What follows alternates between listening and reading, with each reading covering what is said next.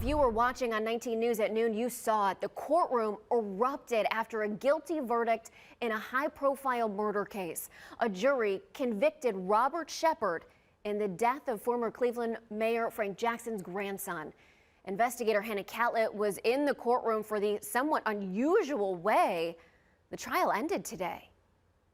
Unlike in other trials we've covered, the judge didn't read this verdict charge by charge. Instead, she announced it quickly and all at once, which may have been a calculated decision. Mr. Shepard, you have been found guilty. Emotion erupts in the courtroom. Robert Shepard's family crying, shouting, and refusing to leave after he was convicted of murder, aggravated murder, and 2 counts of felonious assault. Prosecutors built their case against Shepard based on phone records. In this motion, they say Shepard made toward where he left Frank Q. Jackson's dirt bike last September. Attorneys say Shepard worked with a group to lure Frank here, where he would be shot and killed. The defense pointed out over and over again that there were no text messages, no phone recordings, no evidence that showed Shepard knew Frank Q. would be killed here. With tension so high between people in this audience, the judge got this over with quick and had several extra deputies here as the verdict was read.